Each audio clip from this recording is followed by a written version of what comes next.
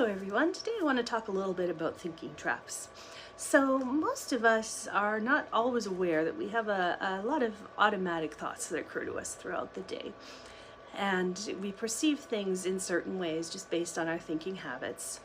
And the way that we think can have a direct effect on our emotional situation or our emotional experience about our days and about our lives in general. And so I want to talk about two of these traps today. The first one I want to talk about is generalization, which means that you take one or two little aspects of your day or something that has occurred and you apply that emotional experience to the entirety of that situation or of that day.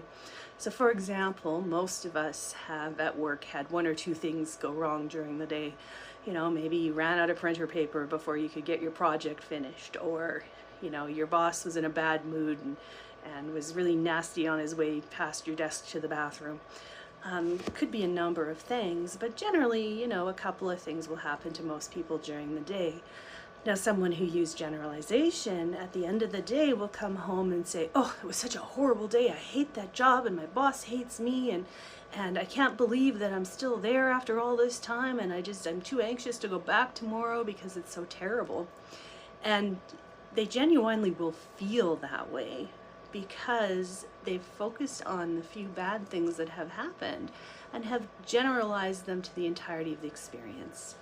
Now, if the person were to actually step back and say, okay, yes, two bad things happened today, but they were probably 15 minutes of my day, and also, my coworker took me for lunch and I completed some projects and got complimented on them, and I, was able to go for a really wonderful walk in the afternoon because I was done my job early, and, all of those things get discounted in favor of the couple of things that made everything feel like it was terrible and your job sucked.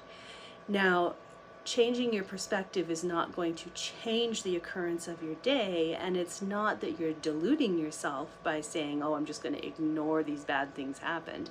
It's recognizing that there's a balance, and it's okay to acknowledge the bad things or the challenging things, but you also need to acknowledge the good things or the positive things so that you have an actual realistic understanding of what is happening in your world.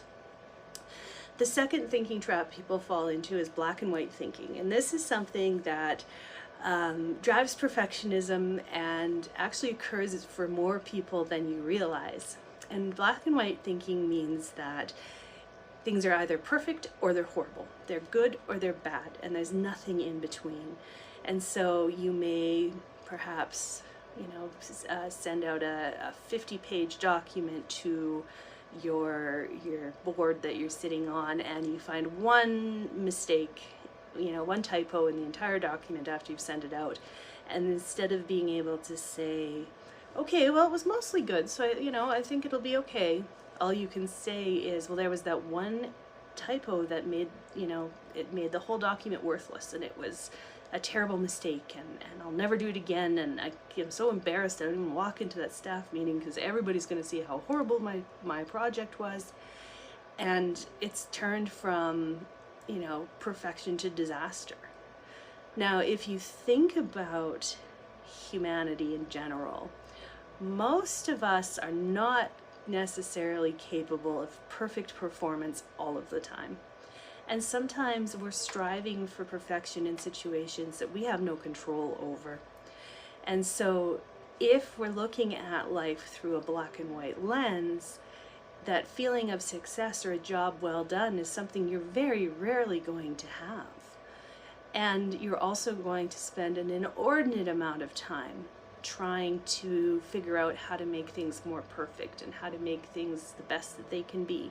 And sometimes we end up just having to let things go as they are and accept that it's not going to be perfect. The amount of anxiety and stress that comes from pursuit of perfectionism and the inability to accept shades of gray is extraordinary. And so if a person is able to step back and realize that it's okay to aim for perfection, but if you don't get there, it's okay. That makes a massive difference in how an individual can cope with life. And so, they're able to say, okay, it's not perfect, but I can still be proud of it. My relationship's not perfect, but I'm doing the best I can. My job is not the ideal job for me, but I like the majority of it. All of those things allow you to accept those shades of gray, which is pretty much life for people. So what I would challenge you to do is take a look at some of the thoughts that occur to you throughout the day and see if any of them fit generalization, or picking one or two events and letting that define your day, or black and white thinking, so looking at things as having an absolute right and perfect or an absolute wrong and incorrect, and see if any of them match. And I think you'll be surprised that there might be some there you didn't realize.